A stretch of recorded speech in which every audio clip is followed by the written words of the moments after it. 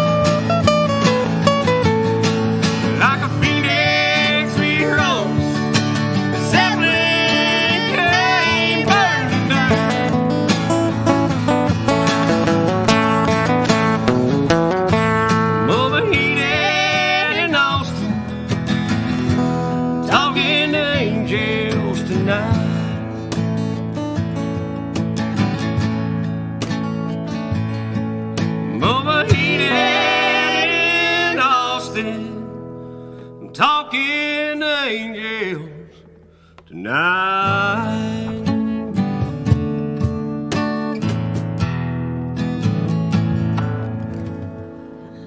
All right. All right.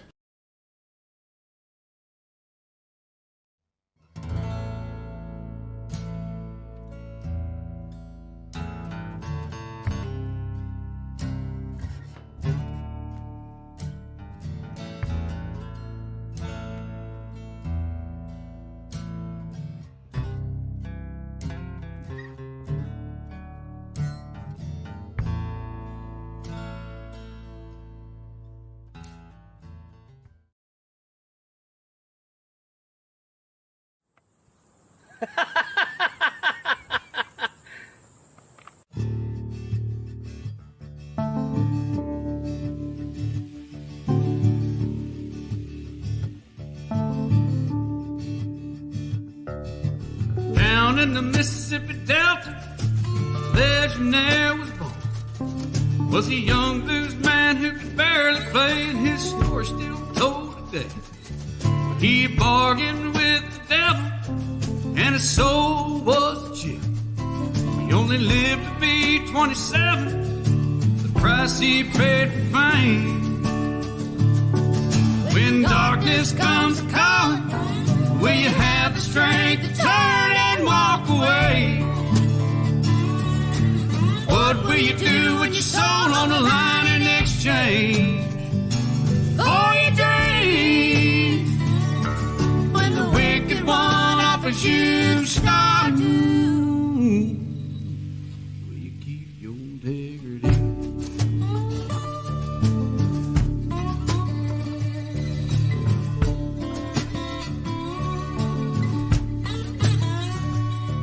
You're dancing with the devil like a high wire act, walking that long gray fence line with the skill of an acrobat, never choosing from right or wrong, and working like a hormone, doing whatever it takes,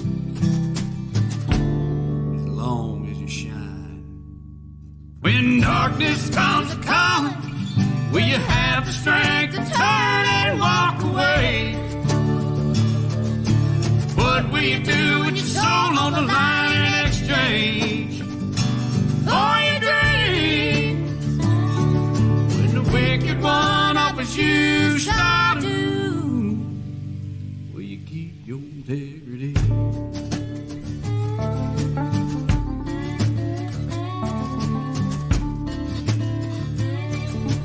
Now that you've made the big time, can you go to sleep at night?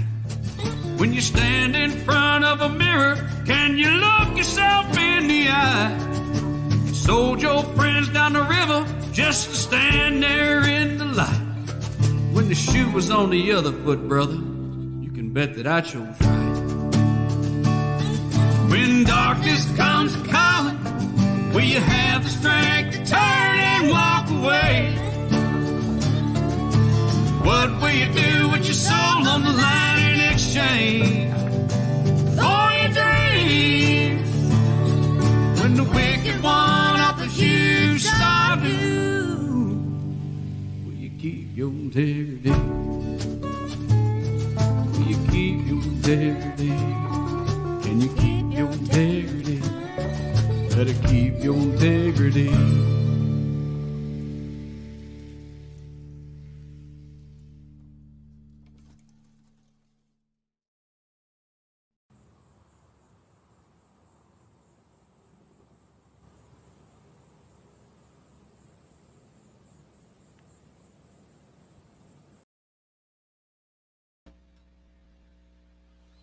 Hello, Bourbon Time with Big Ed and the Bassman viewers. Thank you for tuning in tonight. Tonight is the chance for me to bring the Bassman into my world because I love country music. I love good country music. And let's see what the Bassman thinks so far. What's going on, boss? So, I mean, I like it. You know, I'm not a country guy, but I like the sound of what I heard. And as far as that last song, man, I really did enjoy it. I love Robert Johnson and the whole story behind him. You know, that it's really cool seeing them put that into a song. But to answer the question, no. No, I wouldn't be able to keep my integrity. I'd sell my soul to. I ain't gonna fucking lie about it at all. Like, I can be bought. All right? I can be bought. What are you drinking on tonight?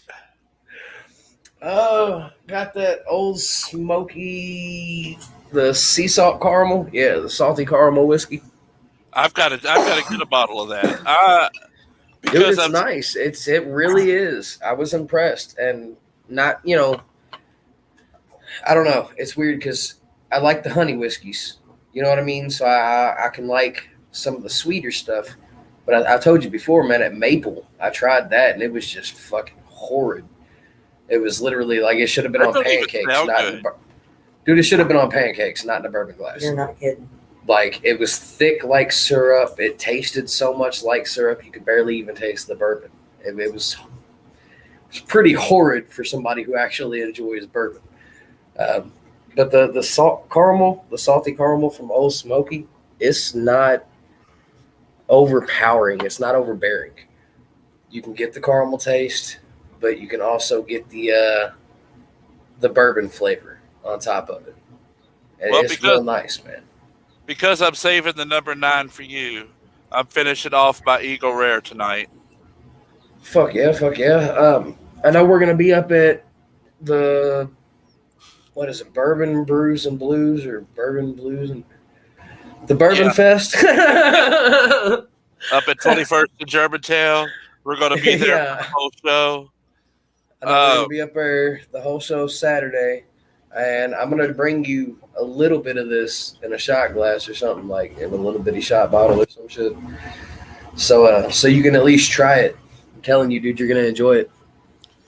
Miss Sherry Wilson is drinking the Blanton Single Barrel tonight.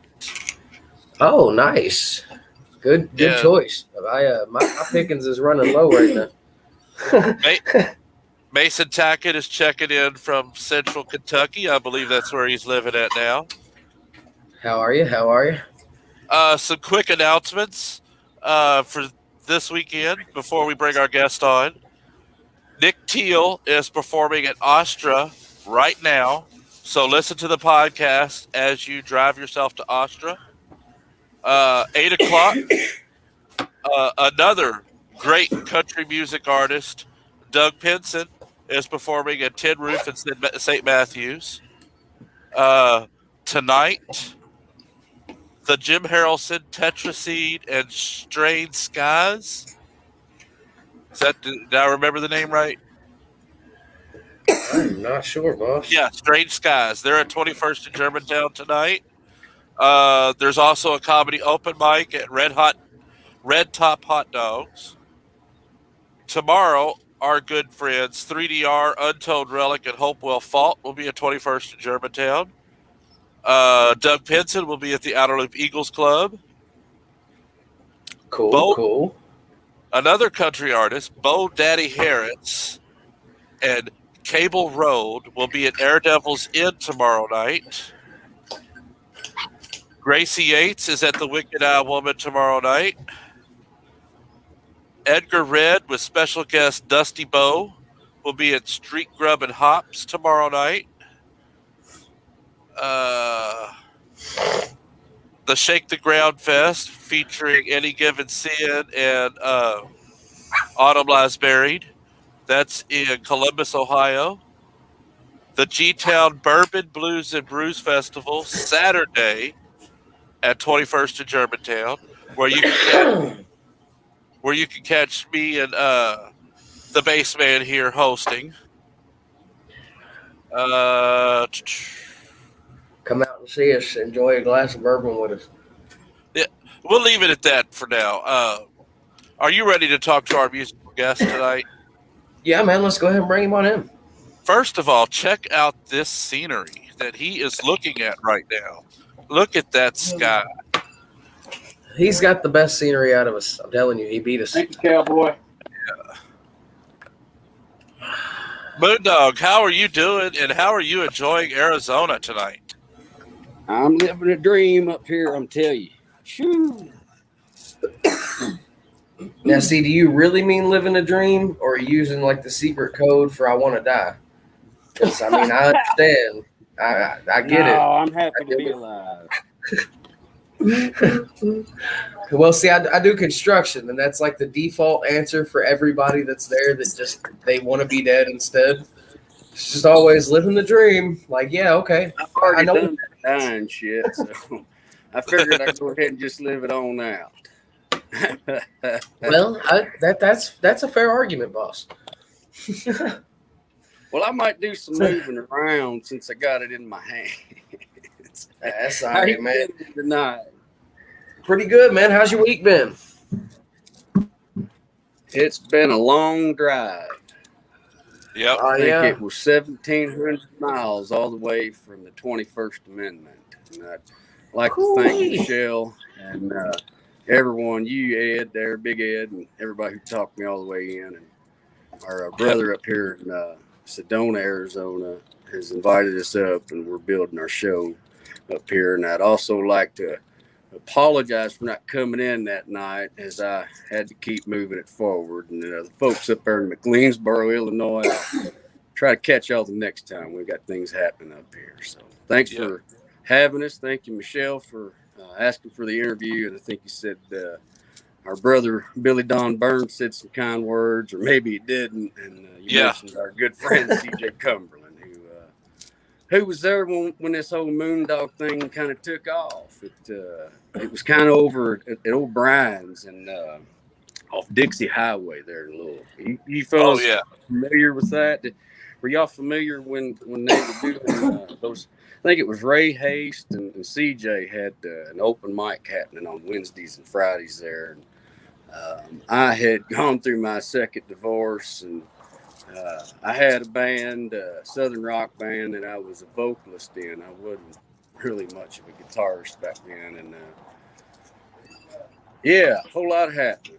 So thank y'all for still giving a shit. Shit, man, I appreciate you giving us your time of day, for real. One thing I wanted to bring. I never thought that I would get this far with any of it. I'm still happy about it. I'm just telling them I'm happy. Ain't nobody talking to you in there. Love you, brother. Thanks for giving a shit. Cowboy Bob brought me all the way here, so thank y'all. Anything y'all want to talk about? I got a guitar here, and I'll just try to keep it as cool as possible. Well, I do want to bring up that you are from Louisville, Kentucky. That's my home. Yep. You want to talk a bit about the neighborhood you grew up in? Not really. Not really? That sounds about right. I love them. Thank y'all. I appreciate you if you're listening. I still love you. Give you the motivation to go out on the road and find yourself. Did they give you the motivation to find a better place? Yeah, that. I mean, look at his surroundings. I'm saying, dude. I'd be embarrassed to show him what it looks like right now out here. Oh, Lord. So, what inspired you to get into music?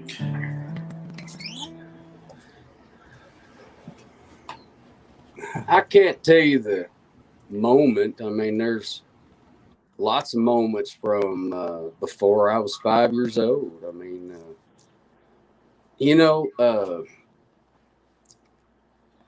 I grew up in a family that there was always some kind of something happening, and there was just always we never did the same thing twice. So way back then, my mother was married to a dude that had a friend that was a bluegrass picker. And back home there in Kentucky, y'all may have heard of Chip Bush. I've heard the name, yeah. Well, when I was young, I got to hear his family picking on some Rocky Top. And, so, I kind of grew up around bluegrass. And as I've come along as a songwriter, I think the first thing I can remember that made me feel like I wanted to pick up a guitar back then was, I'm going to say, watching the Dukes of Hazzard.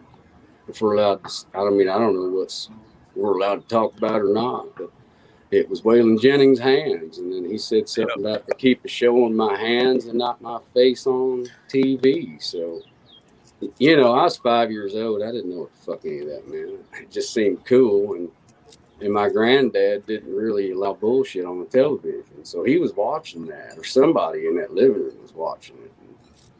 So for whatever reason, that was on there. And then, I don't know. I mean, life happens. And I married my first wife, Casey. Thank you for my 2 daughters. If they're out there, Caitlin and Kirsten, I love y'all, and you're all wrong about me.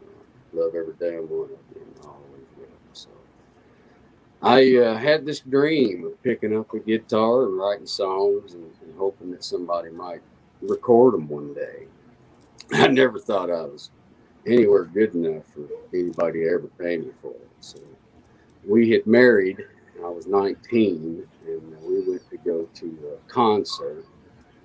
We couldn't afford to go on a honeymoon. We got us a hotel. We had already had our first daughter. She was, I think, nearly 1 at that point. And somebody in the family watched her. So, you know, life happens fast. I was married young. I was a father very young. And we went to see George Strait at the State Fair and Exposition Center. And we had probably the worst seats in the arena. Freedom Hall, you know. I think we paid $25 a seat. So, you know, Tanya Tucker come out wearing some hot red suit and then hollering about that cowboy backstage. And he come up fired up, and the band was doing some dun dun dun dun dun dun dun dun.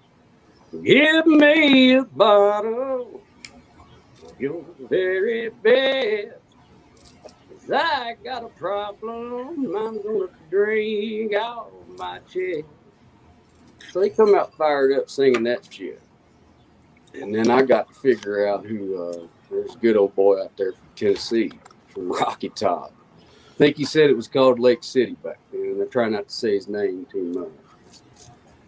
I try not to say anybody's name too much these days. Because when you grow up in music, you don't realize they're just not cartoon characters on the television. They're real folks who they picked up an instrument, or they figured out they could sing, or they figured some things out. And some of us were foolish enough to think that our lyrics made some kind of sense. And I don't know that I ever did it for anything other than just trying to write a good song.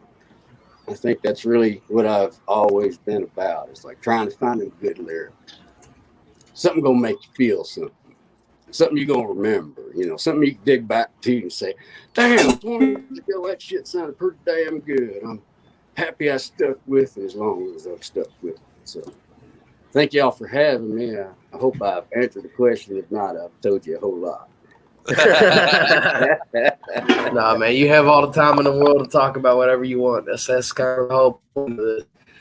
Plus, like I told you earlier, your voice is awesome. Like, period. I love your voice. And it just hit me a minute ago who it is you sound like when you're talking. You sound like Matthew McConaughey. Oh, How many times have you heard that? I love you too, Sarah.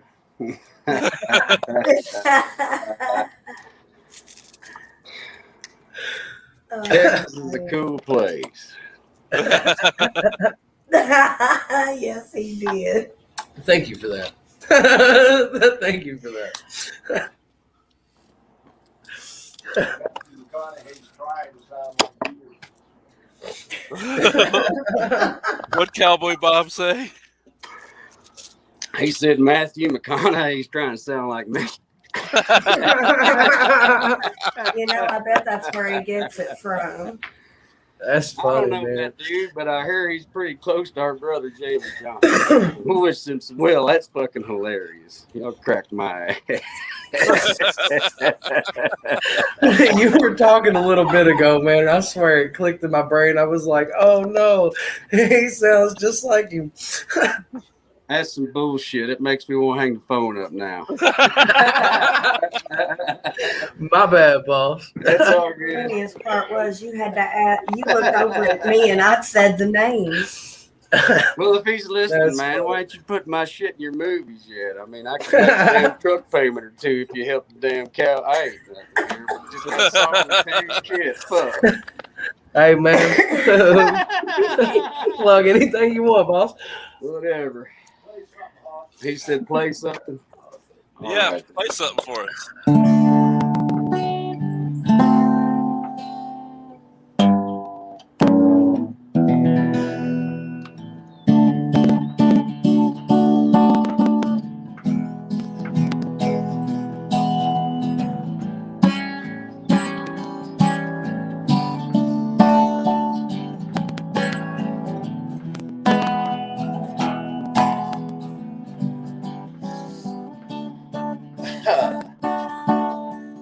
Pickens out there, slamming in. If you're looking for one who wants to away, your way of thinking, put up with and don't mind a man drinking, but I'm out here trolling in these neon lights, looking for my next ex-wife.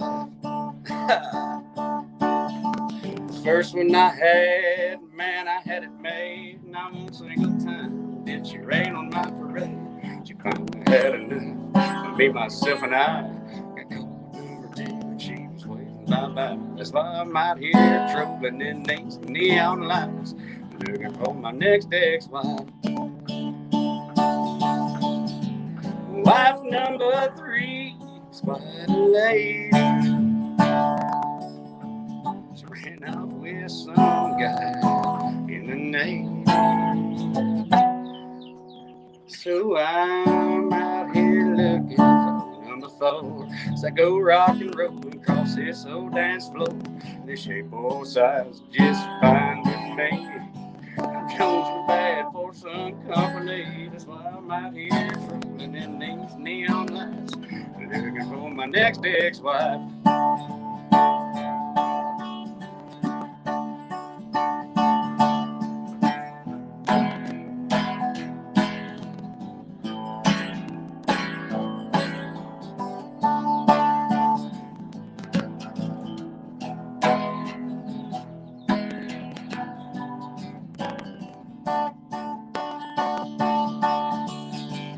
Wife number 3 was quite a lady.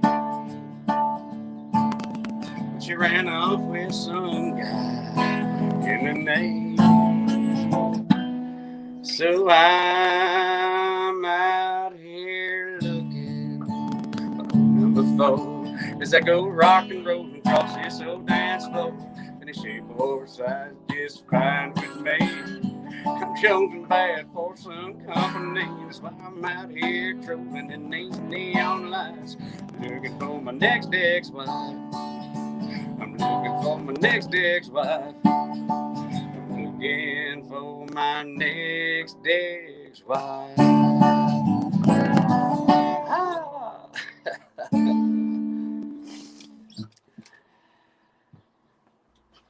That was great. I appreciate It was a that. good song, buddy. I wrote that with a good buddy. You was gonna ask a question? I was going to say, tell us about that guitar that you have. It looks like it's got some history. What do you want to know about it? It reminds me of Willie Nelson's guitar. How much history it's got. Just, I bet it could tell some road stories. And Say what? I said, I bet it could tell some road stories. Man, this guitar's been in a lot of places and a lot of stages, and there's been lots of kind folks that took the time to sign, the guitar, and all the folks who thought the sound was cool enough to invite it out and let me play the guitar on stage. Mm-hmm. Some nights I get the songs out better than others, and some nights the lyrics are remembered, and some nights the melodies are remembered. You know, man, I do good just to remember any of it, I guess. And, the guitar was a gift from a good friend and brother named Mike Weatherford. And, I used to be the front man. We used to have a laugh about it. I called myself the lead singer of Bounty Hunter. So Mike Weatherford was this, in my opinion, this Southern rock legend kind of deal. He played Les Paul guitar. Back then, I was married to my second wife, and I won't say her name for legal purposes.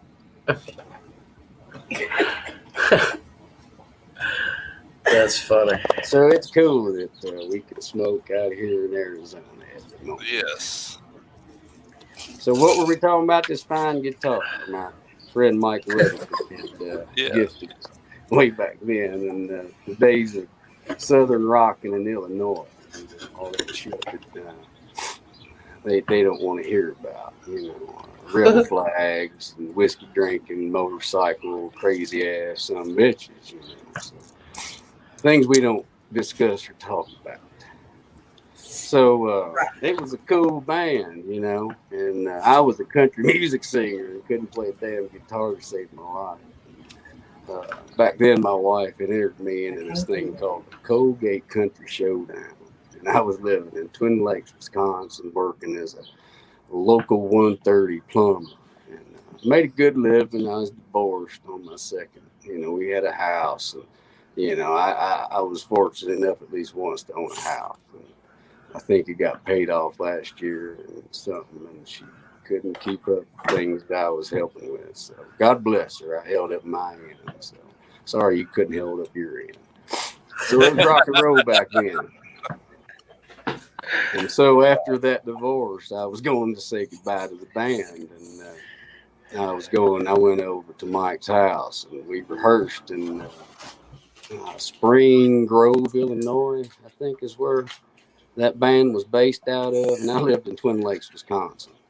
And I was working in Chicago in high rises, and, you know, just trying to make a living, pay some child support, make sure that my kids back home were taken care of the best I knew how. You know, I couldn't sit at home and cry about it. I had to go somewhere and make some money. I had to be able to eat, and I wanted to make sure my babies got to eat. So I did my part.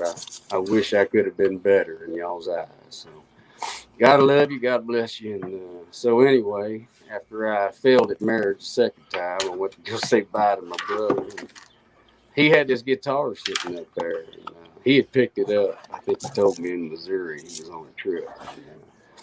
And he said he liked the tone of it.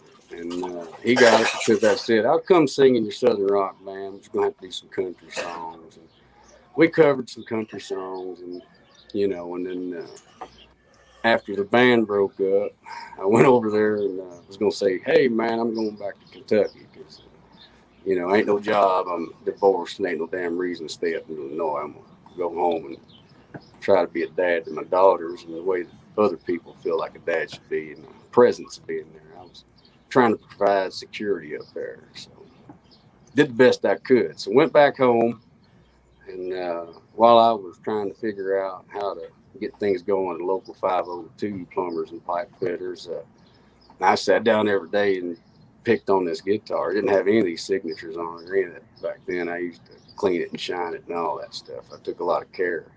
I mean, it's a Gibson. Dude said, hey, man, you know, we gave it hell, and I'd like to say I had a hand in it somehow when you get there. Back then, I thought that shit was funny, you know. We got a long way with it.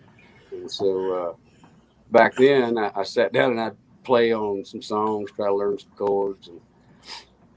And then, you know, after learning a couple cover songs, I used to write poetry and haikus. And, you know, I used to fancy the idea of being some kind of writer or something, you know, like I want to write a book or some shit like that. And so, you know, I just sat down and writing songs because, you know, we had a band that was kind of, you know, I like to tell people we had a record deal. Now, I don't know if we did or not. I was drunk at it. But I know we were partying with Eddie Money back then.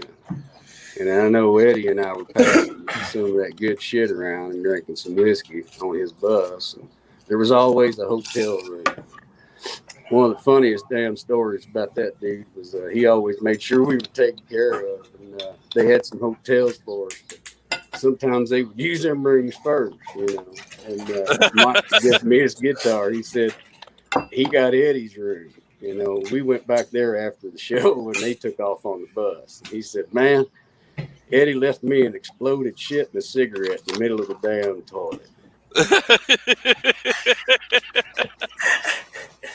That's funny. So we love you, Eddie. You know, thank you for everything, dude.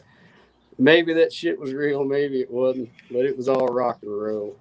And we were a Southern rock band playing in Illinois. And, you know, man, that shit, when we first started, we sucked, you know, because I couldn't sing for shit. I'd never really got to stick in a band. I'd sang in a shit ton of country bands, and I couldn't either play or remember the lyrics, or I was fucking some shit up. And they're like, you got to go. We don't want you around. And so, you know, it just led me into country music. And back then, you know, George Strait was on fire. And so I was listening to Waylon Jennings and some of that George Strait shit, and some Bo Cephas, and man, Leonard Skinner was always that kind of shit. So hearing, you know, Ronnie Van Zant and that kind of shit, you know, and I grew up around a stepdad that was racing motorcycles. And, you know, he was a whiskey drinker, and he had a sordid past. I won't tell that, but there's a book out there Neil Hamilton wrote that he put a whole paragraph in there about my ass. And it tells about my whiskey-fueled stepfather. And,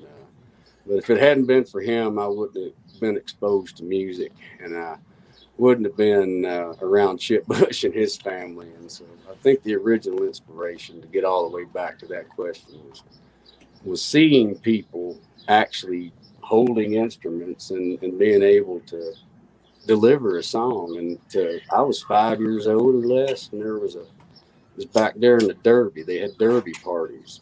And I told Chip about the story, and I said, man, I remember there was a big 4-wheel drive truck. And, you know, I was a bastard, so nobody gave a shit about me anyways. My mother did the best she could to keep up. But, you know, people are people. And so I just was running around trying to stay away from trouble or whatever we'll say, just to make sure everybody has a good day.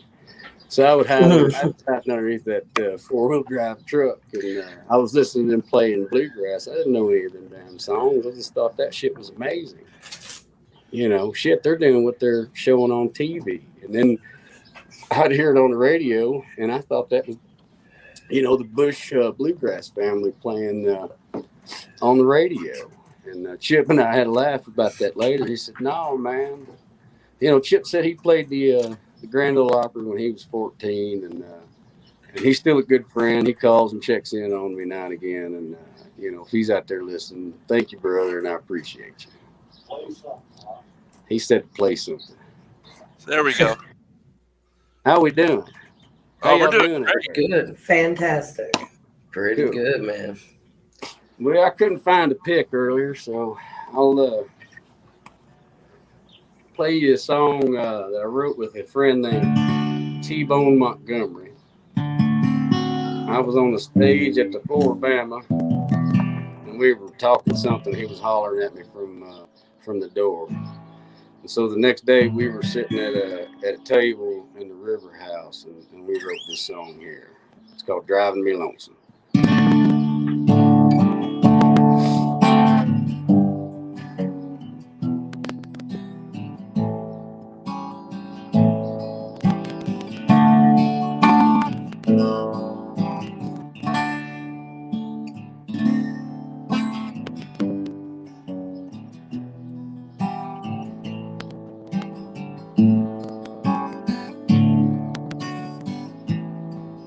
At night I drive home, low Hank on my radio. Spend my nights pouring out my heart and my soul, watching 1 and 1 make 2. I'm sitting here like a fool, wishing I could find the one to make my 2. But reality, it sets in I'll be going home alone again, with Hank driving me lonesome from my radio.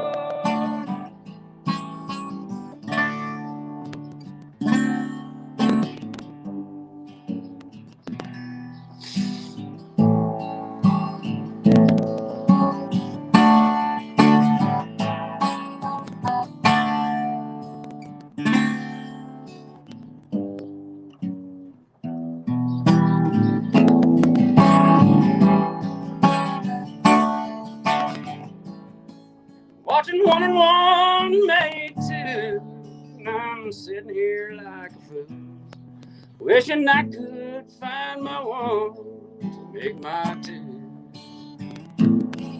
But reality will set in, and I'll be going home alone again, though Hank driving me lonesome from my radio.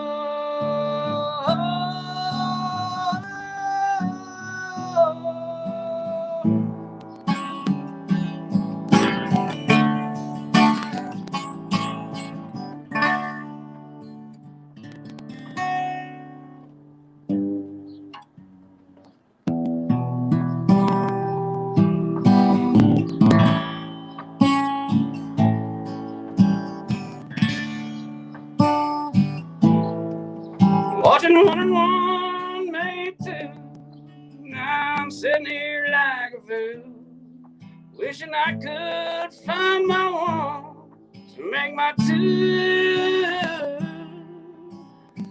Reality is set in, and I'm always driving home alone again, and I'll be listening to Hank while he's driving me lonesome from my radio.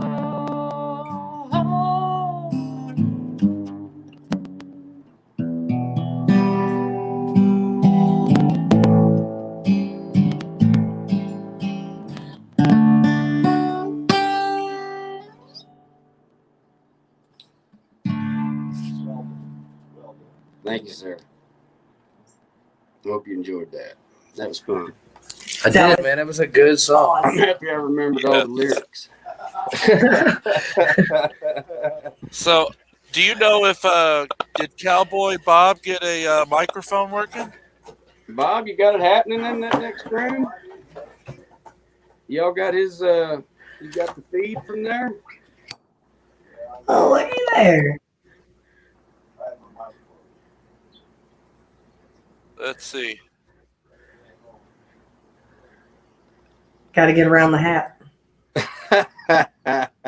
Is his mic working? Boy, this air sure is different how to hear. The video's working, but the mic's not. I can't get no audio from him.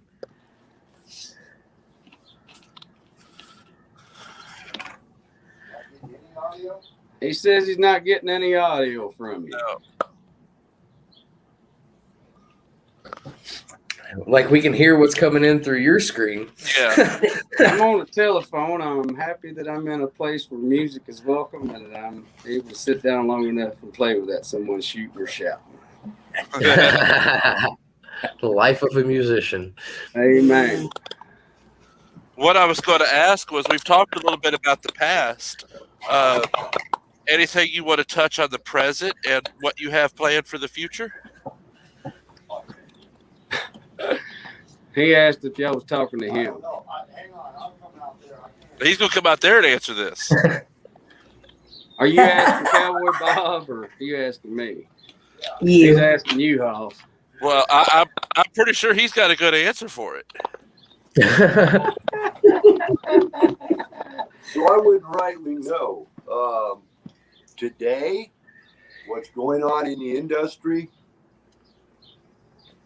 Look, there's nothing going on in the industry. You're getting fed yesterday, or Yep. you're getting fed 20 years ago. It's being regurgitated and pretending like they've got something to talk about. The reality of it is, whether we like it, whether you believe in it, which side of politics you're on, they messed us up for an entire year. Now it's been 16 months. If there ever was a time to step out and show what's new what's vital and what's real, whether it's coming from the porches in the backwater of the Kentucky hollers, or it's coming out of South Texas on some sheep ranch. Doesn't really matter at this point, but it needs to be real. It needs to be American, and it needs to be coming from the soul. And now is the time to do it because everybody's all this scrambled up.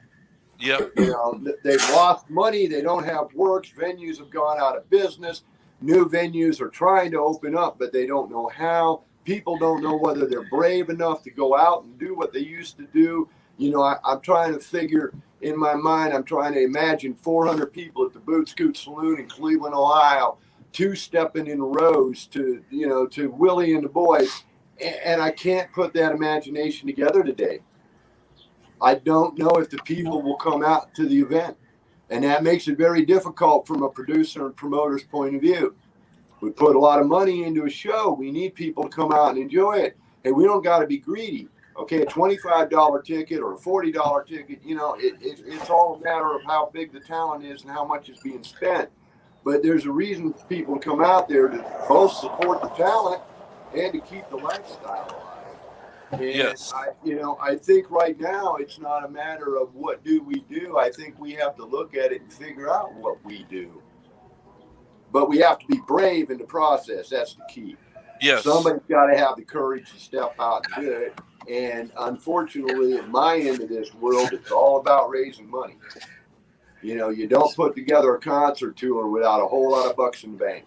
And that's got to come together from somebody, and it's finding investors is the biggest trick in the game these days. Yep.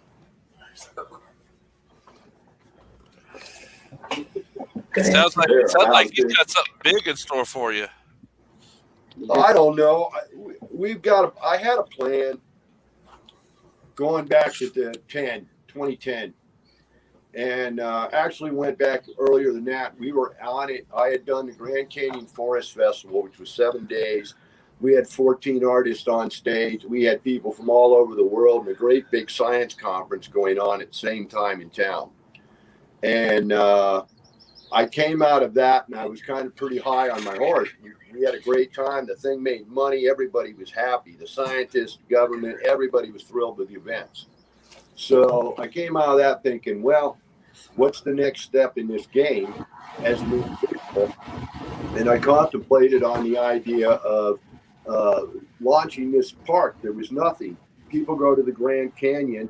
They see the canyon. It's 20 minutes. You stand on the rim. You stare at a big hole at the end of the road. By the way, if Ripley is watching, here's a little joke for you. The world's largest pothole is at the end of Route 66 in northern Arizona, and picks up on the other side is Route 66 or 64 in northern Arizona. So that's the biggest pothole in the world, and God made it. But anyway, so I'm thinking there's nothing to do, right? You leave Flagstaff, it's an 80-mile drive up to the Grand Canyon. You come back to Flagstaff, there's a couple of college bars, but there's not really anything to do. And for years, for decades, when I was a kid, they wanted to put a theme park. You know, they wanted a Six Flags over Texas. They wanted Disneyland. And it always got killed because the locals didn't want it messing up the environment, so to speak, right? It's a beautiful country. And we didn't need that big theme park out in the middle of the forest. So I'm thinking, how can I do a low-grade version? Make it be something like a Williamsburg, but with a live amphitheater for music. That's cool. Now run your Austin City Limits contest. Did you lose it? Austin with us? Yeah. Yeah. I was trying to get him in the picture. Oh, okay. Well, I'm sorry. I have to come over here, you know. I didn't want to be in the picture. That was all I did. Anyway, so the idea was we put money together. We had a $25 million stake. We were going to buy 50 acres of land halfway between Flagstaff and Williams, Arizona on I-40. And we were going to build us an old historic cavalry fort, F-Fruit, if you will. And we were going to actually put the people that worked there all in uniform so they looked like cavalry from the era. And we were going to give us that kind of walk-through historic theme park with a 10,000-seat amphitheater. And we had the investors, and some jackass flew a plane in the World Trade Center one morning, and 2 days later I couldn't find those investors to save my soul. And we were there. We had the papers. We negotiated the land deal. Everything was set. Those people were gone. Their phones were turned off and their bank accounts were empty. And they were back to the Mediterranean that fast because they weren't going to touch it. You know, at that point, it looked like the world was going to war and they were going to be the target. So they got the hell out of Dodge. Well, that killed the thing. And then some years later, I had a life issue. I lost my wife. And we were together 42 years. Yeah, thank you. Quit that shit.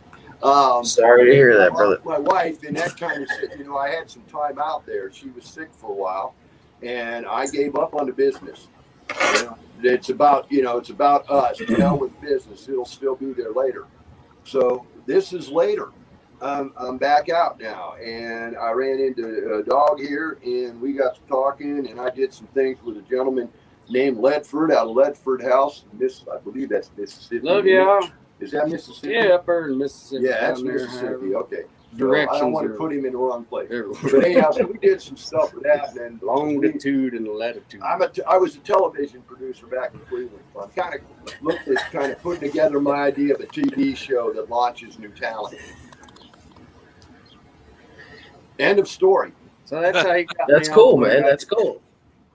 And I thought this old sucker would be a great host for the show. We're getting there. Yeah. Right, One day kind at of a like time. what was his name? McGraw on Hee-Haw.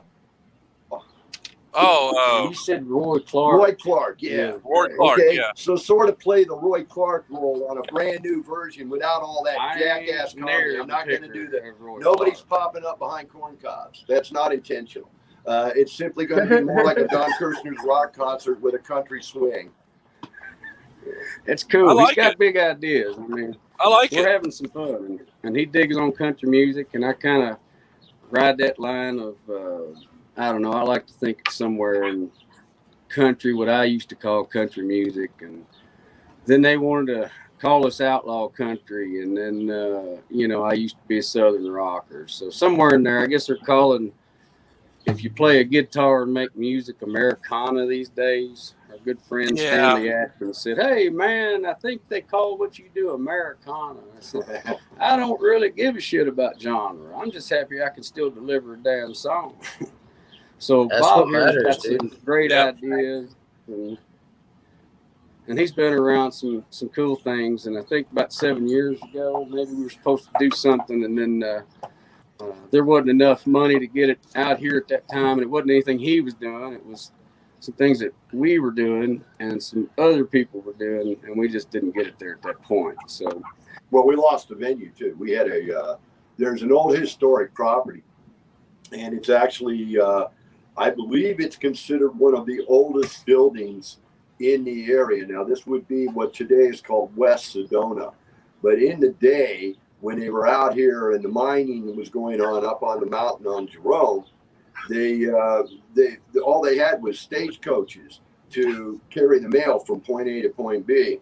And so this place was the mail stop, so to speak, and the post office for what is now Sedona and Oak Creek and all of that up north of it. But that's as far as anybody went because the road was too steep and too bad and they wouldn't go up there. So this place sat around for years and years and years, and eventually it became a restaurant. It was in a movie. I won't be able to think of the name of the Whalers or something like that. It was a Western movie anyhow, and they shot it. It was a cafe scenes, and every time they came into town to the cafe, they'd go into this place, and it's called Rainbow's End in West Sedona. And on the back of the building, they built a great big show hall that had been built years ago around before World War I.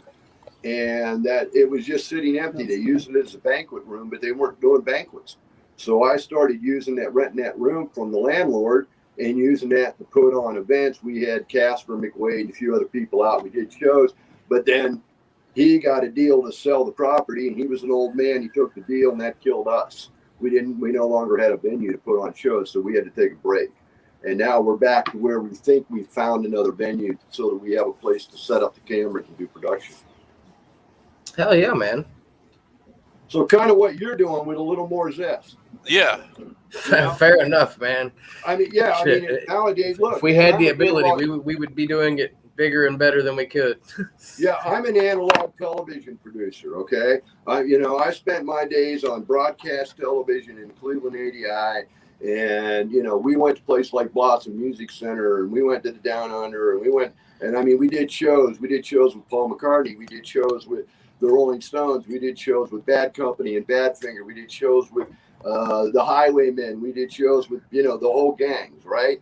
They came to Cleveland. We took the cameras up to that venue, and we would spend the day with the talent. We put it on a show, and I had a TV show at the time called Thriller Theater with the Son of Ghoul. Now, if you know who Svengali is, yep. Okay, so we were doing it before that kid was born. He jacked that whole routine. Imagine the same character. The only difference is he's skinnier. He's got more hip and long blonde hair, but he has the phony beard, the phony mustache, the top hat. He comes out of a coffin, the whole routine. And he was called the Son of Ghoul. And he would go backstage at these concerts when nobody else could get access, and go backstage, and we'd take the cameras backstage, and we'd spend time with the band. Then we'd come back out front, and we'd catch 3 or 4 songs off the front of the concert. And we'd put that into the TV show every week, which was basically horror movies. So you got a 3-hour time period, and you got a 90-minute horror movie. You got a lot of time to fill. Right. Yeah. So I had worked for Capitol Entertainment. I was a road promoter for Capitol. And that means that you follow a talent. You go from venue to venue. You set the venues up and get them all ready for the show. Make sure everything's good before the talent lands. And then you coordinate and manage the talent on the ground. So that was kind of my job. I was a clipboard guy at the back of the stage. And so I used that in my television stuff by the contacts I had made in the music industry so that I could get access to the talent I wanted on the television platform. And I got 10 years. That's cool. And made the Nielsen books, pissed off Viacom, upstage VH1 a couple of times. Had a lot of fun.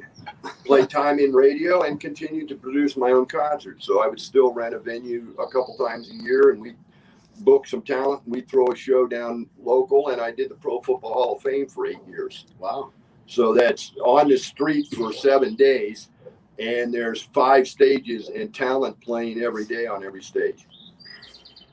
And that was for the American public to come see the enshrinement at Pro Football Hall of Fame. So I had my hands in that. That was cool. That kept me busy. And a lot of fundraising. I've been a fundraiser for a long time. I use entertainment as a platform. People buy tickets. We give a percentage to the charity. And then we contract privately with the charity to do the projects. So that was kind of my career before I sort of retired. And now I'm just retired. So I don't really have anything going on. I have what I'm trying to make go on, but there's a difference between the two. So, I'm hoping that having Chris here is going to help me. It's going to give more confidence to my other half that owns the property that we're trying to talk into all this. And if it works out, by, I would say July, maybe August, we should be up and doing it and running a regular cycle of entertainment and showcasing them very much like they would have done back in the 70s on broadcast TV. We'll just be doing it on an internet station. Maybe YouTube, maybe Hulu, maybe Netflix, something like that. Yeah, man. That sounds cool as hell. Dream big, win big. Hey, man, you guys got Dream the right big, idea. win big. You just don't think big enough. That's really, hey, man, that's the truth of it, okay? I'm a damn dishwasher with a 6th grade education. Okay, now I'm going to tell you how it really works here. Okay, you've got something going here. You put this together. You are there. Okay, no matter what anybody says, it's not about big or small. You are there. You're doing this. You have a professional quarter. You can tighten things up. You can script things out. You can play it a little more carefully. But there's absolutely nothing today in this time frame in 2021. There is nothing that stops Ed from becoming an international superstar overnight. Screw you, Kimmy Jim, and those other clowns on network television. Okay? They'll never be Johnny Carson no matter how hard they try. It won't happen. They can't do it. Okay? But, so they're a joke. comedians. But you guys are the future. Look, man, I'm well over collecting Social Security age.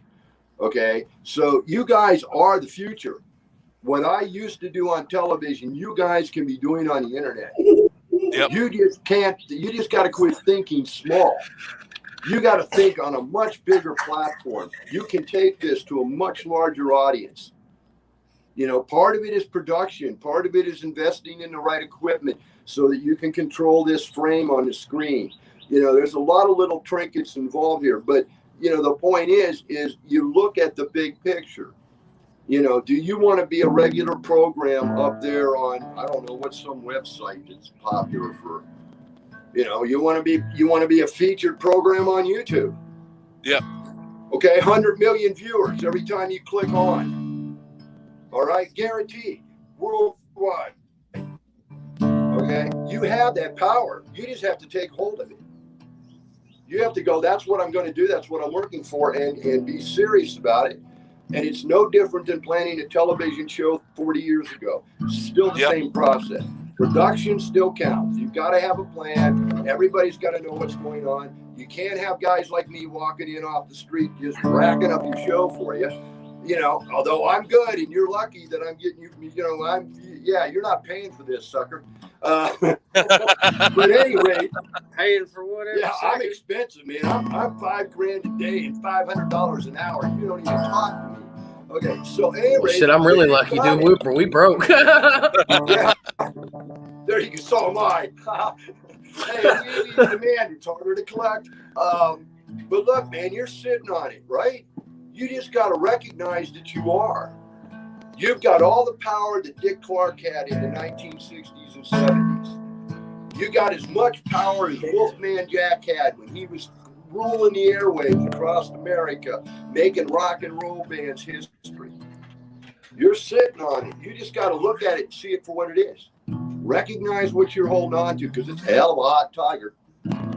Yep. And the internet has changed. We're working on making things bigger and better. Yeah, see, when I got into the business 50 years ago, you know, you got lucky. It was very nepotistic, you know, to even get into broadcasting, production, making programs, that kind of thing. Man, you know, you had to know somebody. You had to be connected. You couldn't just walk in out of college and say, hey, look at me, I'm a TV producer, right? It didn't work like that. You got invited into a very small circle. It was the same thing with the Nashville crowd.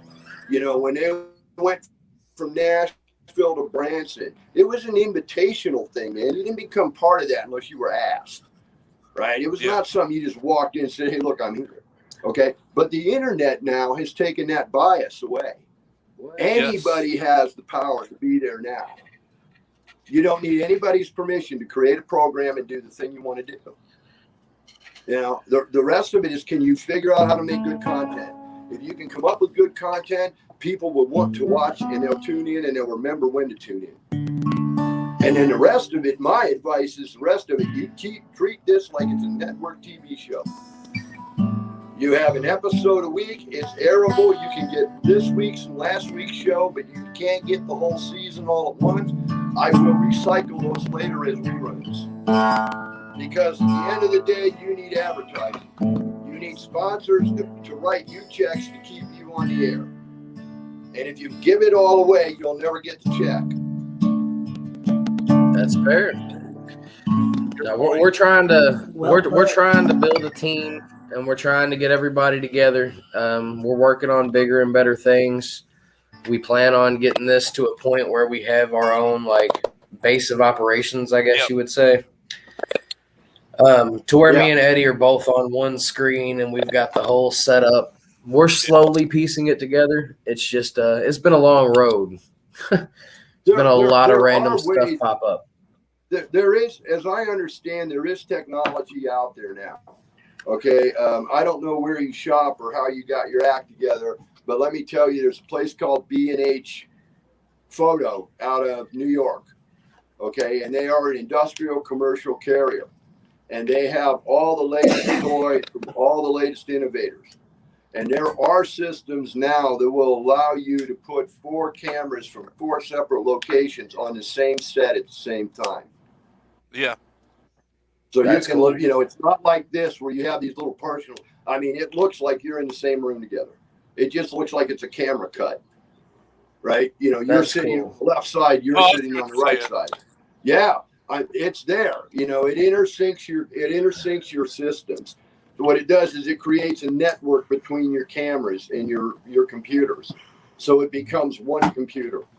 And it's a little bit of That's investment. cool. You're talking a couple $100. You're not talking tens of thousands of dollars. You know, and there is stuff out there if you look for it that'll give you that kind of control to make you look like you're in, but you don't have to be. Look at Fox, look at Newsmax, look at ABC. You know, the guy that's at the desk at the main center is only there for a couple of minutes. He's throwing off to other people in other locations all the time. He's doing the same thing you are. He just doesn't keep them all up on the screen at the same time. He's got somebody with a switcher in the other room, Yeah. you know, keeping it lively on the screen. But, you know, they're doing the same thing. You know, they looked at it. They looked at what the internet was doing for internet communication, podcasting, that, and they looked at the network broadcast systems for the news, et cetera, and went, the technology is cheaper, it's more reliable, it's easier to use, and we can have these puppies anywhere we want to. And then the COVID virus hit. Well, now they needed to have their studio separated, right? People had to be doing it from home, but it was still going out on a central feed as one program. You know, so the technology's there. The technology's there. It's a matter of if you can invest in it. But the key to success is sponsorship. The key to success is either you get me to pay you to watch, okay, so I can pay a subscriber's fee, and if you think you got enough clout to pull that off, it's not a bad way to go. You know, it's, you know, you get, you know, it's $1 a week, 99 cents a week to be a subscriber and see our show every week live, right? Not a bad marketing plan, but you got to have content to back that up. I got to want to watch it. Okay, the other side of that table is you have the program on the air. You bring your guests on the air, but you have sponsors. Right. You know, maybe it's the legalized marijuana and beer consortium, okay? But you have sponsors. They write you a check, you plug their freaking product. It's that simple. Shit. We'll take sponsors, believe me. Yeah. So you got a local head shop in town. You give that head shop a commercial. Hey man, go over to Louis. You know, Louis got pipes up the yazoo. He's having a sale this week on such and such a pipes, and Louis chucks you $50 for the kick in. Okay, and if it gets Louis business, then Louis going to come back and want more. Right? Now, did you get paid for showing that? No, man. No, it's legal here, man. Why do you think I'm here? It's legal. Well, because you're talking about, you know, the pipe shop and stuff, and then he holds up a pipe. It's like, I mean, are you advertising? Are you getting paid for that, or what? Yeah, no, but you've absolutely got the right idea. See, you know, you're holding up a beverage container. I've watched you bring it up and drink out of it. Okay, that is product placement in programming, and it carries an advertising weight based on consensus of Madison Avenue in New York and the biggest ad agencies in the world. Well, I need a bourbon. I need a bourbon company that wants to sponsor us. We need a bourbon company. Think about that. Gotta go talking to him. I'm done with this. I didn't want to come take over. He's doing awesome. He didn't take anything over. Shit, that's why he got me out here. Play me something that's upbeat, and I want to. That's what they always want. I want a barn dance. Give me a barn dance. Look, I don't do barn dances. Give me a barn dance. Fire me up. Played some barn dances. I think I played my way out of there. Make me fire all my guns at once and explode into space. Come on, you can do it. What are we doing? What you asking for? I want you to play something. I like he was asking us to do the Louisiana. Say something a little upbeat. Like that, yeah. I'm an old pastor. Don't you do He's requests? Cool as fuck. You know? I like that guy. If you don't do requests. Come tell him that story about how you got your nickname Cowboy Bob or your stage name. You want to tell him that? Loretta Lynn, he said. Oh shit, he said somebody's name. No, Loretta. God bless you, Loretta Lynn. You're the real queen. Loretta Lynn didn't give me the name. The name came from the television host and the television show. who would go on the air and tell the viewers that he couldn't do the crap he wanted to do, like blow up a 36-inch console television on the middle of the studio floor in front of a $50,000 camera. Okay, so the guy wouldn't, the producers wouldn't let him do it. And it started with the guy in the back office. Then it got to that Bob in the back office. Then it got to that cowboy in the back office. And then pretty soon I was walking through the mall and people were calling me Cowboy Bob because they recognized me from the TV show. And that's how the name came about. That's Before funny. that, I was the doctor. Thank you. I had the cure for what ails you. And that was my radio persona. I was Dr. Bob. What are you doing? I don't know. I'm just grabbing shit. Product You're placement. just showing off Bob because you can. We'll just send a shout out to my baby brother, Jeremy Vessels, out there in the little world. Bob's pretty damn cool. Yeah, I like him. Thanks for listening. And he's a cool guy. And it says Deb McCoy reacted to your story. I don't know. Is Deb listening? I don't know if she is or not. How y'all doing? How are we doing? Are we having any fun at all? Or should we just say thank y'all for coming and we'll catch you next Oh, we're having I'm fun. having fun. I'm having a blast over here. I swear, man, you can never say anything is cool ever. All I'm gonna hear is Matthew McConaughey. On that note, you want to play us another song?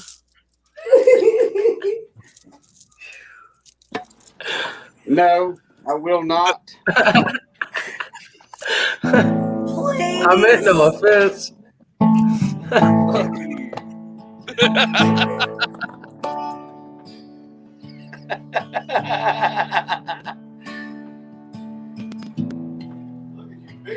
Oh, shit. Everybody's always got something to say.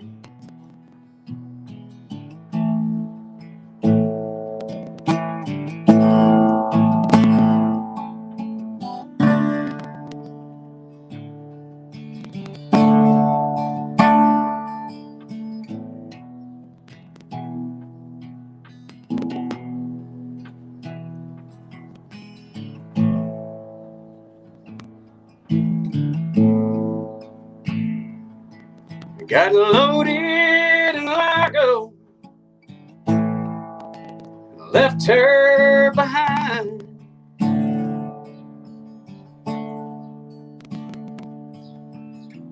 Got as far as Austin, temperature left me behind.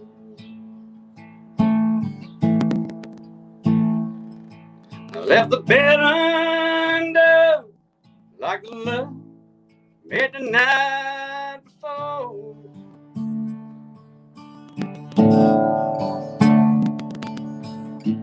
Corey took her away. I may never see her no more.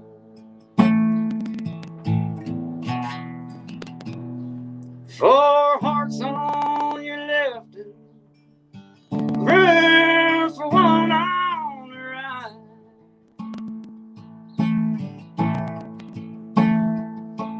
And a freeze on the asphalt underneath the Goodwill street light.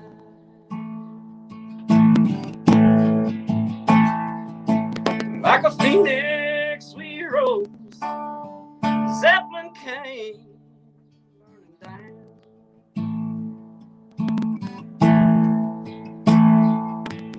Overheated in Austin, talking to angels tonight.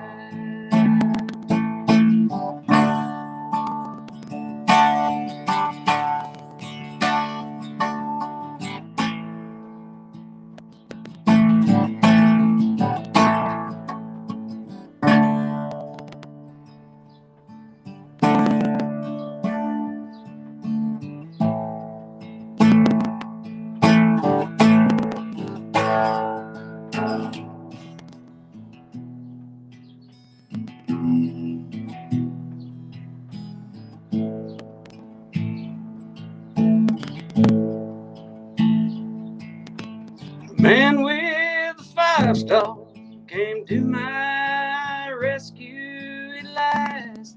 I'm reloading for Largo. I give our love one more chance.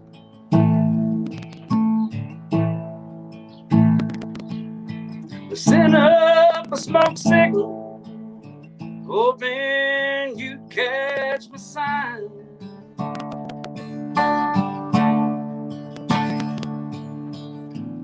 You'll be in my bed if only the stars align.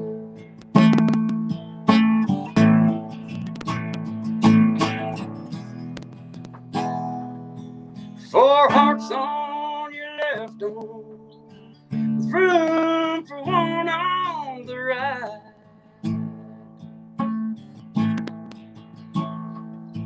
And a freeze on the asphalt underneath the Goodwill street line.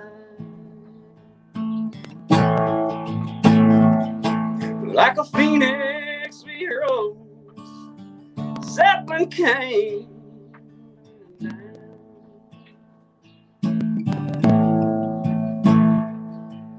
Overheated in Austin, talking to angels tonight.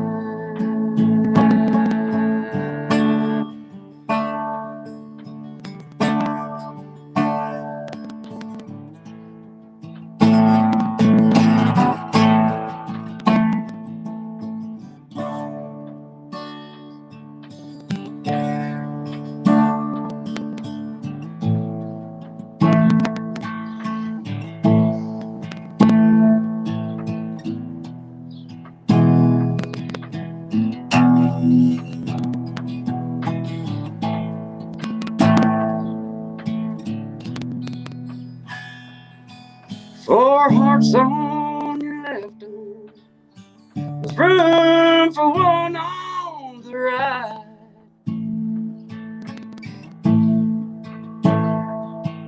And a freeze on the asphalt beneath the Goodwill street light.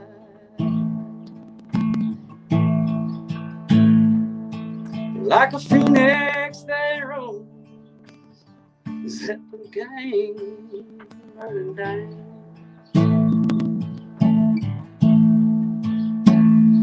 I'm overheated in Austin, I'm talking to angels tonight.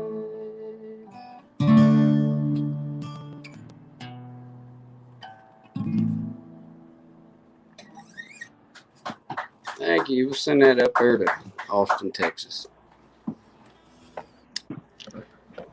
That's a good song, man. Yes. I like that one. I'm really digging your voice too. I'm a firm believer that we control our future, just like Cowboy Bob was saying. The future is there for us to just reach out and grab it. Sometimes a tree will fall in the road. You just have to go around it. That's how I've been living my life for the past 4 years now. I hit a roadblock and either I go over the wall or I go around it. That's all you can do. Yeah. That sounds like a tour I was on in Tennessee.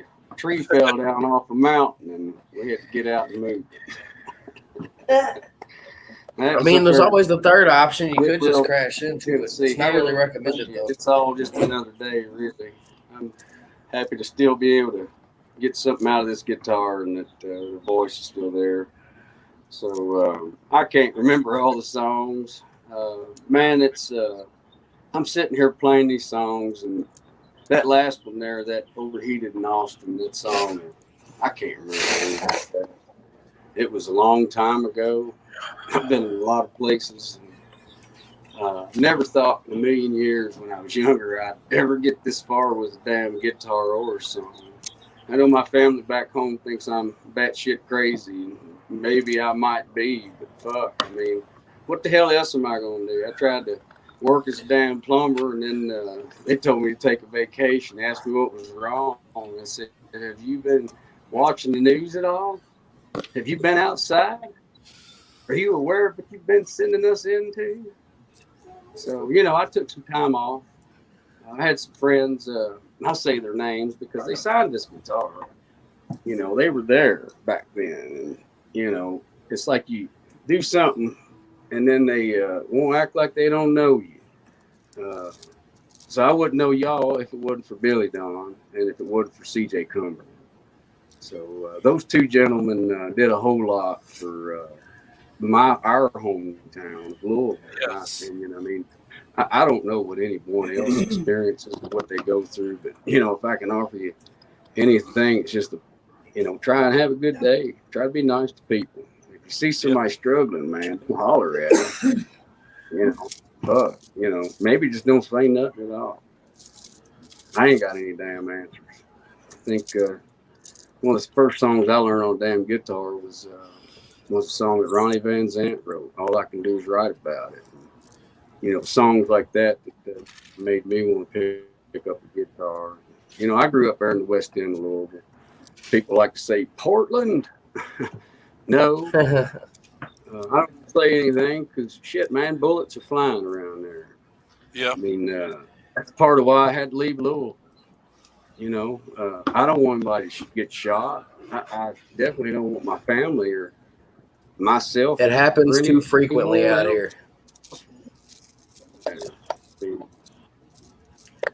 It's a sad thing, but it happens way too much out here. Anyway, everybody's got it done. I don't believe in politics. I believe in try to be nice to one another. Yeah. And that's my view on it. I don't really care about the politics. How we doing? Everybody can tolerate everybody. God bless everybody. Yep. Right. I mean, I may not like everybody, and I may not like everything they listen to or the way that they act, but it's none of my business unless it directly affects me or my child. Like, I don't care. Live your life how you want to live it. It is what it is. Just the violence, the needless and senseless killings. It's unnecessary. It really is. I miss the good old days where people could just go out back, duke it out, solve the fucking problem, and be friends afterwards. You know what I mean? Like, everybody relies too much on shit that's not their fists, and that's the problem with this society, in my opinion. So, do you have any recording in your future? You plan on some studio time? We've been discussing it. Cowboy Bob and I started writing a song called Road to Sedona. And that's, leaving kind of Louisville and making my way this way. I've done some recording in Florida. There's a lot of stuff that had happened that, we discussed. I'd like to say hi to my brothers in Macon, Georgia. I don't know if any of that's real or not, but we've had some cool conversations. So I made it in November to answer your question about studio. Somebody had something to say there. So we made it to Florida. There's a dude named John Fowler that hangs around the Floribama in Pensacola, Florida, and I had ventured down there in November for the Frank Brown International Songwriter Festival. And so I run into an old friend, Dean Dillon, and didn't really want to play music, or didn't really want to be a part of any of it. We had some people that told us that way back when, and Dean and our friend Stanley Atkins, they both thought that we deserved to win some Grammys for some songs. They were both helping back then, and man, I doing the best I could just to try to stay afloat every day. You don't know if anything around you is really real or not. That's just the way it's always been. It's maybe through that door is the rest of my life. maybe I won't make it till tomorrow. But, the best I can do is just try to be nice. And you either dig it or you don't. So after going to the Songwriters Festival, made it back to Louisville, and was run out of my home by a person with a gun. Just put a gun on me from a kid. It was a rough moment. It was a real good Christmas, and that was the last good memory I have of my family. Because after that, it's just been senseless gun violence. Just people driving around just shooting people for no damn reason. I don't understand that shit. So, any rate, I ended up, I was working in plumbing for a while, and I was able to have a place in Fairdale, Kentucky for about a year. I was able to live off. I used to live out in Fairdale. For 1 year. I mean, shit, I owe them some money, they say. So, I mean, I paid my rent for a year, and then after the first time, I had a job. Thank you, local 502. I've been suspended. But at any rate, man, I got lucky with this guitar. Plumbing didn't work out. I couldn't keep paying the bills. And, after the plumbing work, you can't pay any damn bills playing a guitar. It's just get in your car and go where they want to hear the music. And that's all I do. I run around and hope somebody still gives a shit. I realize that the sound that I've created is getting old, and there's not a lot of us left. And, our friends are dying off every damn day. And, Yep. People we love are dying every damn day. And, so I try not to live in anger or shit. I just try to wake up and, be grateful that I got another day. And, if anybody still gives a shit about me playing the damn guitar, I hope we can do everything that we've aspired to. And it's just getting up and doing it another day. And playing an instrument isn't something that should ever be taken lightly. If you really want to do something with your music, you gotta pick it up every day. Yeah. You can't walk away from it. And I tried to walk away from it, and I'll say thanks to Dean and Stanley for thinking that my album Troubadour was good enough for to be. I mean, shit. Who the fuck ever thought So when we get another have one, that conversation? So I'm happy that y'all give a shit. I'm happy anybody gives a shit. Bob here gave me a good idea to come up here, and I told him where I was at with things, and we had that thing happen way back when, and I didn't make it out here back then. I'd have been stranded in a place I didn't know. So when I get stranded, I try to hang somewhere around Tennessee or Kentucky, a place where I know that I can try to make a living. And, I ventured out here to Arizona with no guarantee. There's no promise of anything. It's just, come out here and prove that you can do this. And we know you've done some stuff in the past, and we think you got enough of something to come out here and do something. Hey, man, that's the life of a starving musician. That's why they call it what they do. And look at the surroundings around you. If that doesn't inspire some songwriting, I don't know what will. you know that. Look at that, how pristine that sky is. That is a wonderful view. Look at that. It's just beautiful. A slice of heaven. That's probably the prettiest scenery I've seen since I was in Colorado. Yep. Colorado's nice. I've never really spent this much time in Arizona. I've done a couple shows through Arizona. I've played in Mesa, and I want to say another place in Scottsdale, but it could have been here in Cottonwood. I've probably played thousands of stages. I've written thousands of songs. I've recorded hundreds of songs. And I've spent my whole life hoping that I could come to a place like this and just wake up and look at what we look at. I mean, I love Kentucky, and I really had planned on spending the rest of my days there. But sometimes what we want isn't necessarily what the universe has in store for us. So That is That's true. true. I'm pretty Sometimes happy plans that just change, man. that the style of music that I have chosen to chase or follow. It still has some relevance, I suppose, or we wouldn't be here today.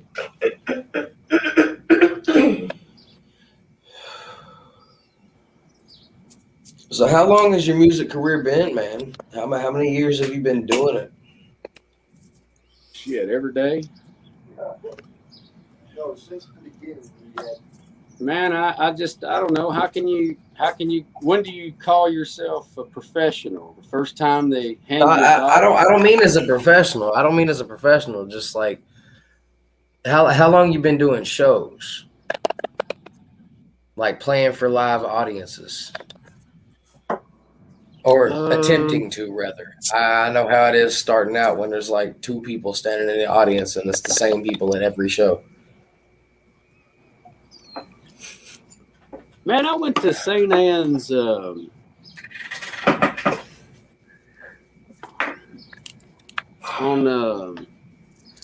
Algonquin Parkway. And my Yeah, I know mother worked Algonquin. real hard, and she sent us to school. And we were fortunate. We had a music teacher named Mr. Jackson. And he was a very large man, and he had a huge voice. And if you know anything about soul music, he kind of sounded like Luther Vandross. Oh, yeah.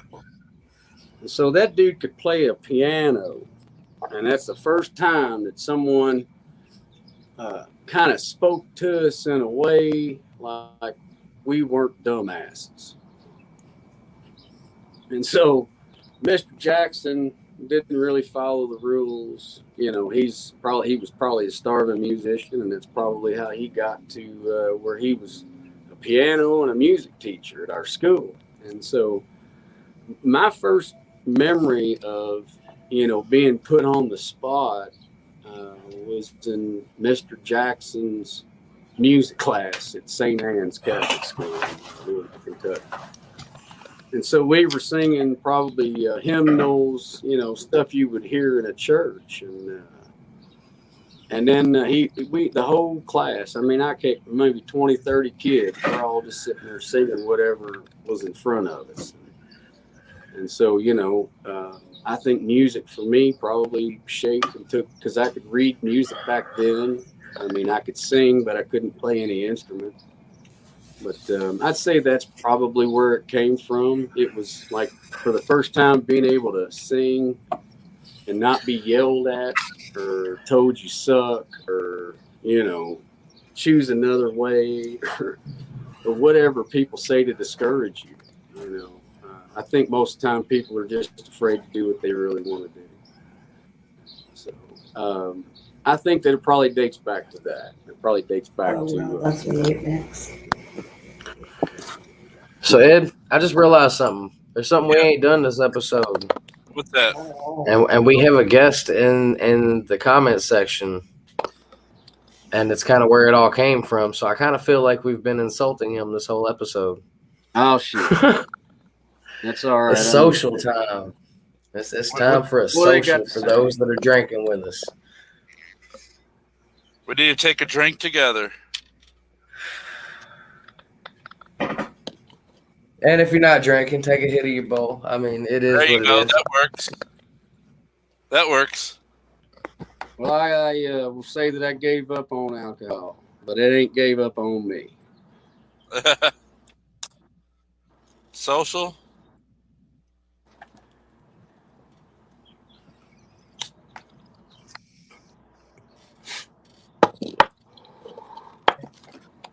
I do think it's funny that your teacher was a Mr. Jackson and Rob's teacher was a Mrs. Jackson, and they were both large and could sing like opera.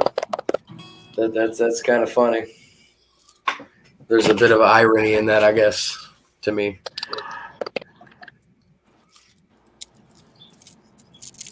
Let's see. I'm glad we didn't insult you, Rob. Never want to insult you, man. Who's Rob? Rob Lyon. He is an amazing artist from around here and also an amazing friend. He's the one that had but not so much. He's the one that had the podcast with your friend on it. And Undergroundopolis. Yeah. Michelle was listening to his podcast. What's Rob Lyon? Who was the artist that was on there? And he also makes some really hilarious music. I'm just saying, he's got wonderful hits like Kentucky Love Song and Nobody Spanks Like a Nun. What? Yeah. The guest on his Dude, Rob's awesome. I'm telling you. Rob is awesome. Rob's guest was Billy Don Burns. And he talked about you. Howdy, brother. And Michelle messaged me, said, "Hey, you should get Moondawg Hall on." And I was like, "Okay, we could do that." And once I looked you up and listened to your music, I was like, "Oh yes, we have to have Moondawg Hall on." But yeah, Rob is hilarious, man. I'm telling you, look him up and listen to his music. He is funny. Yep. His songs will have you either dying laughing or leaving offended. We friends on Facebook, some of that shit. I don't know. Maybe I've heard him and seen him somewhere if he's around Louisville. Yeah. I can't remember everybody. So he's got some funny ass songs, it sounds like. Yeah. He'll either have you dying laughing or you'll leave offended. There's no in between. Anyway.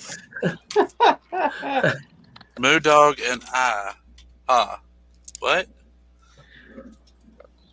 He's correcting your grammar. He's a grammar Nazi. Oh,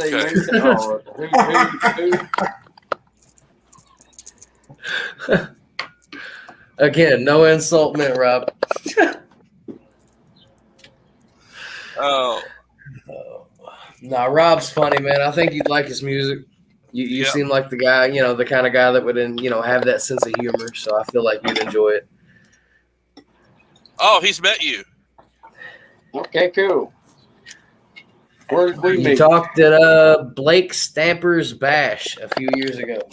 Oh, yeah, the Hickabilly Bash. He did that 1 year, and it was a good time. I had the band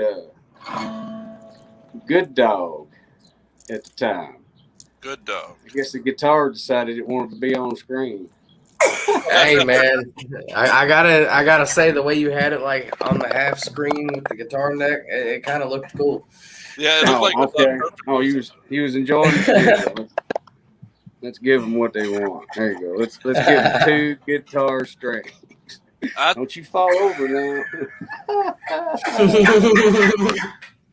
I think maybe the guitar. Yes, that's a true musician right there. Talk to your instrument.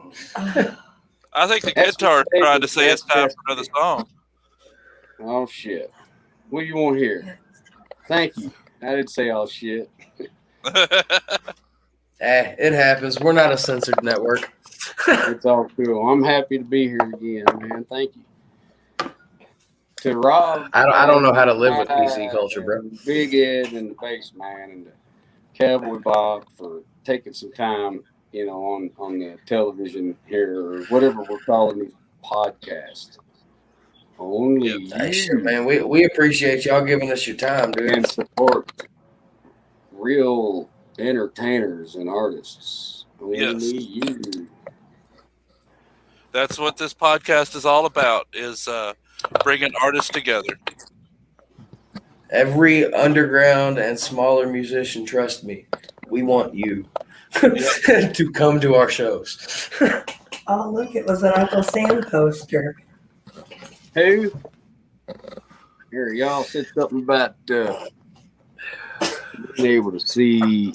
I don't know. I do weird shit again. Let me get a little bit closer. There you go. That's the album cover, bro. That's the album cover right there. Right there. That is definitely an album cover. I'm saying, right? Half a guitar neck and then fucking the face and everything. It's a perfect fucking album cover. Stop giving the world ideas. Why not? They need some good ones. They ran out a couple years ago, apparently. Oh, good point. So, is there any way of purchasing your old albums? Are they for sale anywhere? Not at the moment. Where can people find your music and stuff? Nowhere at the moment. Nowhere. Yeah. Not like YouTube videos or nothing. I mean, you might find. I'm just giving you a hard time. That's all. I took everything off of. I didn't take it off. They took it off because they couldn't afford to pay for the shit anymore. You know, that's fair. Couldn't afford to pay for it all most of the time, and anybody else that finances is a bitch. It's a motherfucker all the time. Yep. Every time, dude. Fucking, no matter what, every aspect of being a musician all falls down to fucking finances. Stuff, you could find some stuff where, you know, back then if I had written a song, I'd, you know, I guess this is one cool thing about telephones and the, you know, the digital shit is that we can do something like this now. We don't need a major network. We don't need a major label. We don't need major anything, you know. You really just have to be able to realize that I may not be able to do this tomorrow. This might be the last time. So I think the biggest aspect of the whole thing, man, is teamwork and support. Everybody just kind of coming together and supporting one another. Yeah, I've been fortunate. There was a time, I guess it makes me think back to some Nashville times. I remember I had co-written the song Breckenridge County with two Louisville musicians. There was Moondawg of the Billtown Road Band, and there was a dude named Mark Conover. Now, you know, we all kind of went our separate ways. And Junebug said he was going to record the song, and then he never did say anything. What's he hollered? What'd you say, Sammy? I was talking to Tiffany. But he needs ice. I do. I need ice bad. I'm sorry, guys. It's all good. I've got my ice cotton mouth at the moment myself. Tiffany's my girlfriend / Bourbon Time co-host sometimes, and the Tiffy censorship. Yeah. So what's up, Big Ed? She's the one who like pours the drinks and gets the ice and takes care of me while I'm doing the whole thing. Yeah. She's the biggest help backstage. Trust me. One of these kids doing the wrong thing, you know, that whole bullshit. Because I'm not drinking bourbon with you tonight. Is that what's happening here? It's all right, man. It's all right. Not at all. We don't hold it against you. You're partaking in some way, shape, or form. That's cool. I'm having some fun. See, you did it again, man. You did it again. I'm telling you, every time you say it, that's all I hear.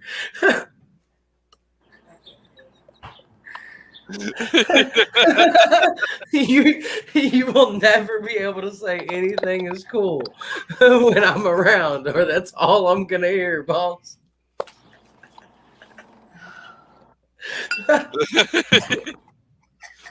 Rob said that she's your associate producer. Oh my. I'm sorry, boss. It's just funny to me.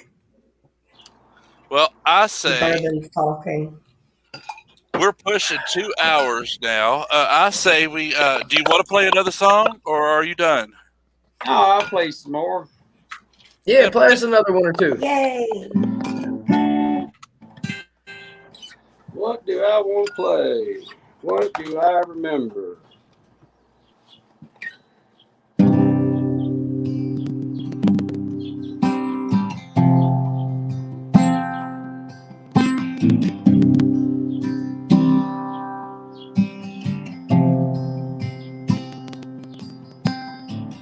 I've lived on the top of a mountain, watched it wither down to nothing. Spent a lifetime trying to hold on to cruise. Find blessings in friendship and kinship with battered souls like mine.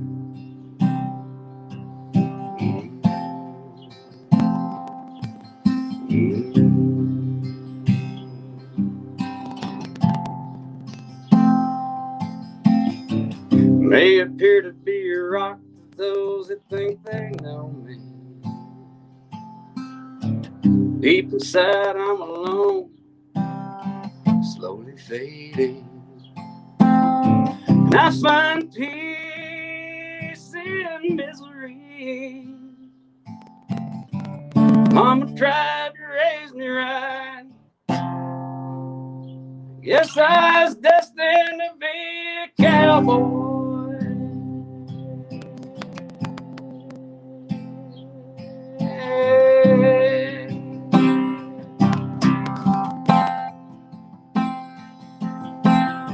So what happened to the songs about sinners?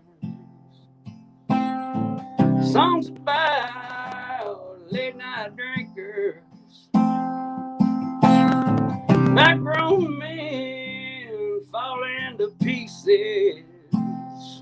The cowboy really rode away. Well, how am I supposed to know I'm gonna be okay?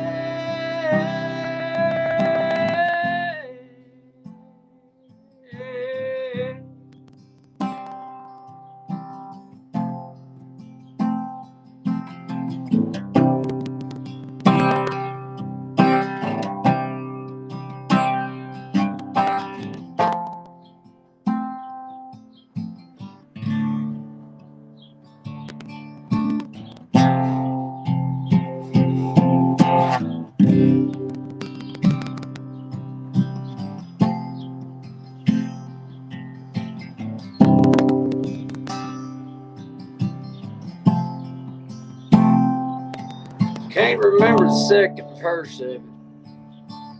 That's called What Happened to the Song.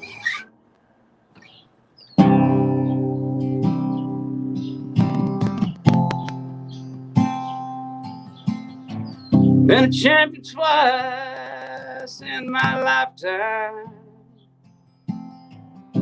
Every time's just another time. We all got just right now. Let go of yesterday, 'cause tomorrow's a whole nother day away.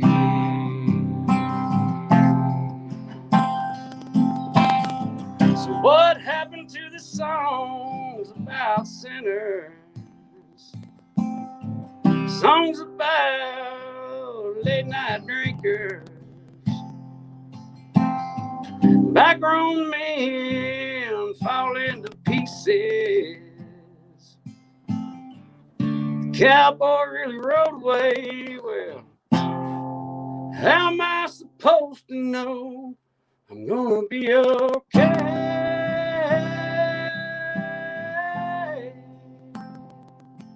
Okay.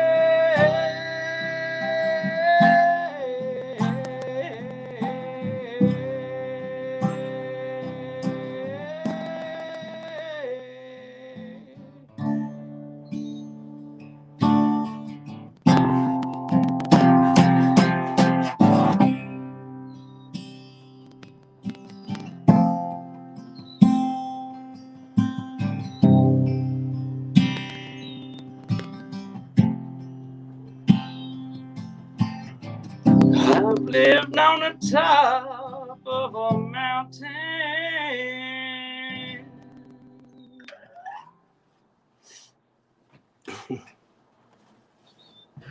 That was a good song, man. Yes. Forgot the second verse of it.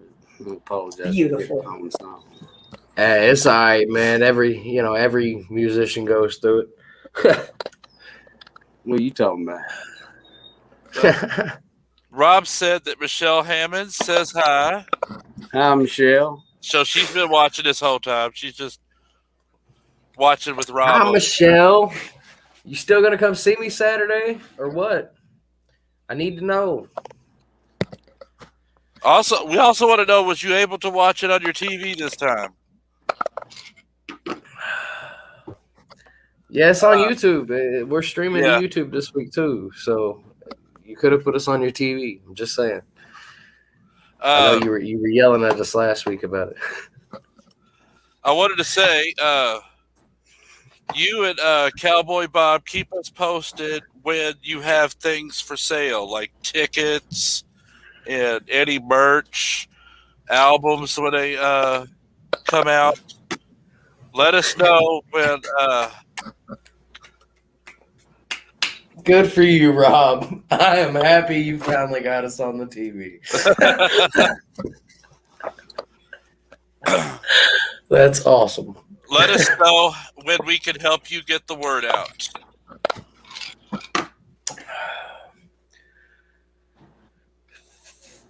Whatever you send us, we will share the shit out of, and we will promote it the best we can, man.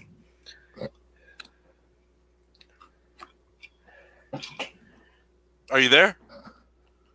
I feel like we're losing him, like signal-wise. Or is that his? Is that his album cover? It could be a little bit of both, man. I think we kind of lost the signal there. I hear him trying to say some stuff, but it's definitely the signal. I guess it's a good thing I waited to the end of the episode. That is true. Right. I mean, we could have been having technical difficulties the whole beginning. Maybe we're progressing in this life. Oh, do we got him back? We got a screen. I see a cowboy hat and a guitar string. I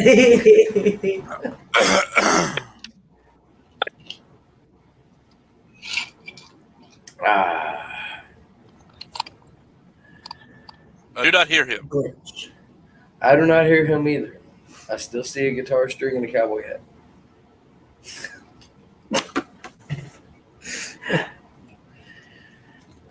Well, let's get our final shot ready. Hopefully he got to do the last call. Hopefully he can at least hear us and partake. Maybe we'll get sound here in a minute and he can give us some parting words. And if not, it was great having him on as a guest. I really, really enjoyed having conversations with him. Stories are always my favorite. I feel like a big-ass kid. Story time. I still look forward to it. Oh, we got a picture again. We lost the cowboy hat, though. All we got is the guitar string.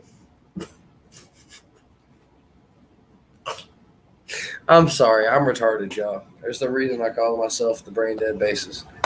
My band calls me that, too. So hopefully that makes you feel better about my insult. Last call. Last call. It's time for the last call. Hopefully you hear us and you're partaking, boss. If not, we're going to enjoy it regardless.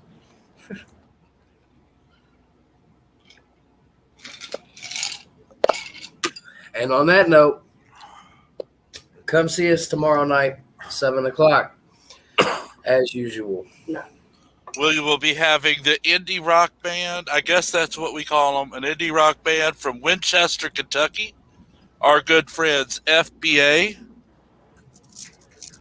If they're the ones that I'm telling you, I'm calling them out tomorrow night. It's their fault that my Facebook has gotten so many friend requests. Is it their fault? That episode.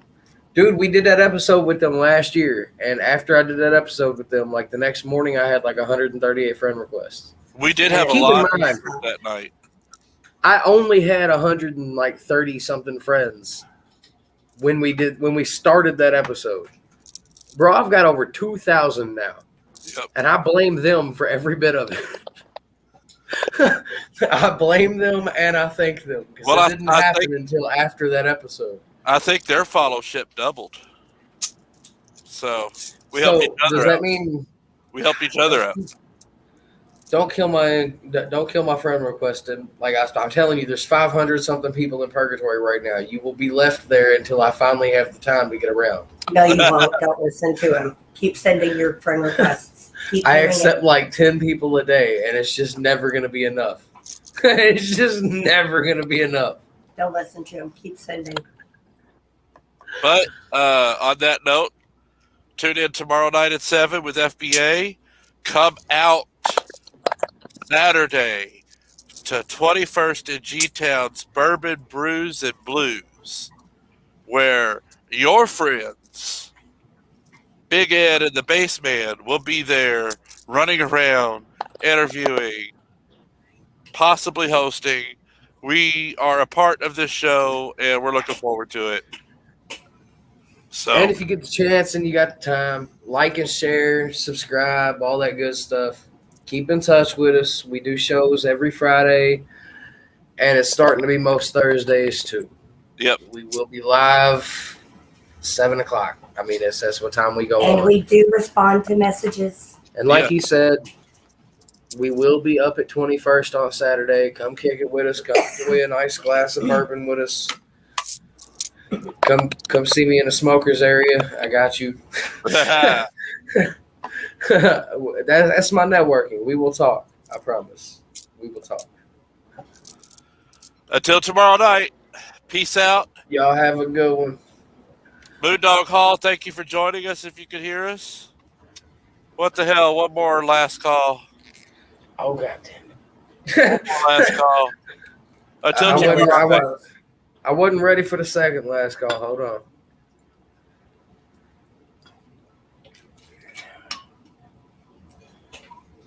All right, I'm ready for the second last call. Last call again, because it's the last call. Yep. Until tomorrow night. Peace out.